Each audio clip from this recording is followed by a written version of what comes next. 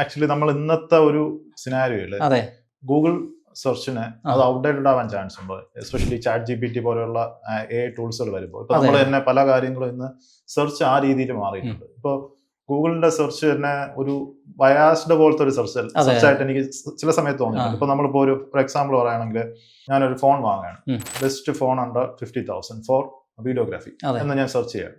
ഇപ്പോൾ ഗൂഗിളിൽ ഞാൻ സെർച്ച് ചെയ്ത് വരുമ്പോൾ ഗൂഗിൾ ആദ്യം എനിക്ക് അഡ്വർടൈസ്മെന്റ് കാണിച്ചു തരും. പിന്നെ ഈ ഷോപ്പിംഗ് ടാബിൽ പറഞ്ഞുള്ള അഡ്വർടൈസ്മെന്റ് ആയിരിക്കും ആദ്യം കാണുന്നത്. ടാബിൽ കാണിക്കാനുള്ള സ്ഥലമില്ലല്ലോ അവിടെ. അതിലുള്ള മുകളിലുള്ള ആ ഗൂഗിൾ ഷോപ്പിംഗ് അഡ്വർടൈസ്മെന്റ്സ് ആണ് നമുക്ക് ആദ്യം കാണുന്നത്. പിന്നെ ഏതെങ്കിലും ബ്ലോഗ് വരുമായിരിക്കും, ആമസോണിന്റെ ലിങ്ക് വരുമായിരിക്കും. ഇങ്ങനെ കുറെ ഒരു രീതിയിലാണ് അത് ചെയ്യുന്നത്. അപ്പോൾ ഇത് ഞാൻ നേരെ ചാറ്റ് GPTയിൽ പോവുകയാണെങ്കിൽ ഈവൻ ഒരു പ്ലസ് അക്കൗണ്ട് ഒക്കെ ആണെങ്കിൽ കുറച്ചുകൂടെ ബെറ്റർ ആയിട്ട് അത് തന്നെ എനിക്ക് പറഞ്ഞു തരും. അപ്പോൾ അത് ഇപ്പൊ ഞാൻ കേട്ടിട്ടുള്ളത് chat GPT complete including Amazon reviews ഇപ്പൊ നമ്മൾ ഗൂഗിൾ ഷോപ്പിംഗ് ടാബിൽ അത് എടുക്കുന്നത് പോലെ ഒരു വലിയ ലെവൽ ഓഫ് ഒരു അത് കംപ്ലീറ്റ് ആയിട്ട് നോക്കിയിട്ടാണ് നമുക്ക് ആ ഒരു സൊല്യൂഷൻ അത് തരുന്നത്. അപ്പോൾ ഇത് ഇപ്പൊ മിക്കവരും ഇതേപോലത്തെ ഒരു സെർച്ചിലോട്ട് മാറിയിട്ടുണ്ട്. ഇപ്പൊ നമ്മളിപ്പോ കഴിഞ്ഞ മാസത്തൊക്കെ ഒരു ഡേറ്റ വന്നപ്പോൾ ഗൂഗിളിന്റെ സെർച്ച് റേറ്റ് 3% താന്നിട്ടുണ്ട്. ആ ഒരു വെബ്സൈറ്റിന്റെ വ്യൂബിലിറ്റി. ചാറ്റ് GPT 13% കയറിയിട്ടുണ്ട്. അപ്പോൾ ഇത് ഭാവിയിൽ ഗൂഗിളിന് ത്രെഡ് ആവില്ല കാരണം അവർക്ക് വലിയ ടെക്നോളജിയൊക്കെ ഉണ്ട്. അവരിതാ ഇപ്പോ VO3 ഒക്കെ ഇൻക്രീസ് ചെയ്തപ്പോൾ തന്നെ മനസ്സിലായത്. പക്ഷെ ഇതൊരു വലിയൊരു വാറായിട്ട് വന്നിട്ട് ഒരു സെർച്ചിന് ഗൂഗിൾ സെർച്ചിന് ത്രെട്ട് വരാനുള്ള ചാൻസ് ഉണ്ടോ? സെർച്ചിന് ത്രെട്ട് എന്നുള്ളതല്ല, അതായത് ഈ ലോകം മാറിക്കൊണ്ടിരിക്കുന്നു എന്ന് പറയുന്നൊരു സംഭവമുള്ളത്. കഴിഞ്ഞൊരു 25 വർഷമായിട്ട് സെർച്ച് ഇവോൾവ് ചെയ്ത് വന്നിട്ടുണ്ട്. പക്ഷെ ആ ഇവോൾവ് ചെയ്ത് വന്നതൊക്കെ ഈ പറഞ്ഞ പോലെ ഒരു ഗ്രാജുവലി ഉള്ള ഒരു ഗ്രോത്ത് ആയിരുന്നു. ഇപ്പൊ ആദ്യം ഈ പറഞ്ഞ പോലെ ഡയറക്ടറീസ് ആയിരുന്നു ഉണ്ടായിരുന്നത്. യാഹൂ ഡയറക്ടറീസ് അതായത് നമ്മൾ പിന്നെ ലൈബ്രറിയിലൊക്കെ ബുക്കുകൾ വെച്ച് കഴിഞ്ഞാൽ നമ്മൾ കാറ്റലോഗ് നോക്കിയിട്ട് പോയിട്ട് ബുക്ക് കണ്ടുപിടിക്കുന്ന ഒരു പരിപാടി. ആ ഡയറക്ടറി ആയിട്ട് തന്നെയാണ് ഈ പറഞ്ഞ പോലെ ഗൂഗിളും സ്റ്റാർട്ട് ചെയ്യുന്നത്.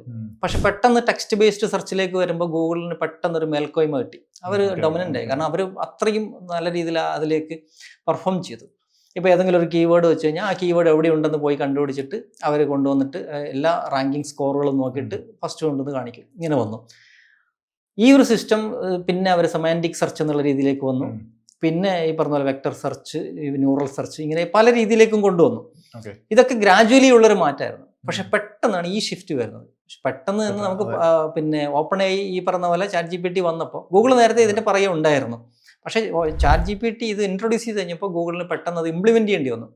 Google passage indexing, snippet answers ഇതെല്ലാം നേരത്തെ തന്നെ കാണിച്ചുകൊണ്ടിരുന്നു. അപ്പോൾ നമ്മുടെ പ്രസിഡന്റ് ആരാന്ന് ചോദിച്ചു കഴിഞ്ഞാൽ പേര് മാത്രമേ കാണിക്കൂ, വാക്കുകൾ വെച്ചിട്ടുള്ള ഇപ്പോൾ USA എന്ന് പറഞ്ഞാൽ അതിന് ഒരു രാജ്യമാണെന്നും, പ്രസിഡന്റ് എന്ന് പറഞ്ഞാൽ ഒരു രാജ്യം അല്ല ഒരു സ്ഥാനപ്പേരാണെന്നും, USA പ്രസിഡന്റ് എന്ന് പറയുമ്പോൾ 2 വാക്കുകൾ ചേരുമ്പോൾ മൂന്നാമത് വേറൊരു വാക്ക് വരുന്നു.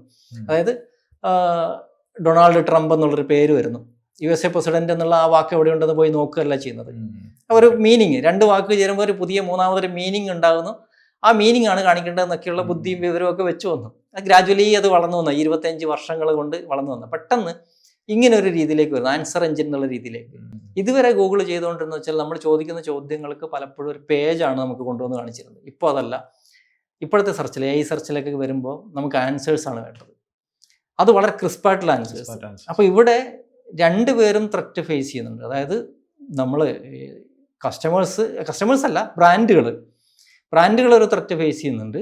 അതുപോലെ തന്നെ ഈ ഗൂഗിൾ അല്ലെങ്കിൽ ഈ പറഞ്ഞ പോലെ സെർച്ച് എഞ്ചിൻസും ഡൊമിനൻ്റ് ആയിട്ട് നിൽക്കുന്നവർ. കാരണം എന്ന് വെച്ചാൽ ട്രാഫിക് ഡൈവേഴ്സ് ആയിട്ട് പോകും. അത് അവരെ സംബന്ധിച്ചിടത്തോളം 1% പോയാൽ പോലും ബില്യൺസ് ഓഫ് ഈ പറഞ്ഞ പോലെ നഷ്ടങ്ങളാണ് വരിക. റവന്യൂ കുറയും. പക്ഷെ അതിനെ മറികടക്കാനായിട്ട് അവരെല്ലാ സംഭവങ്ങളും ചെയ്യും. പക്ഷെ നമ്മളും അതിനനുസരിച്ചിട്ട് ഇത് ചെയ്യേണ്ടി വരും. കാരണം യൂസർ ജേർണി വേറെ രീതിയിലേക്ക് നമുക്ക് ഡിഫൈൻ ചെയ്യണം. നമ്മുടെ കണ്ടന്റ് സ്ട്രാറ്റജീസ് എല്ലാം മാറ്റേണ്ടി വരും. അതായത് ഇപ്പോൾ നേരത്തെ പറഞ്ഞില്ലേ, ഇപ്പോൾ ചാറ്റ് GPTയിൽ നമ്മൾ ചോദിക്കുന്നത് നമ്മൾക്ക് വേണ്ട എല്ലാ സംഭവങ്ങളും പറയാണ്.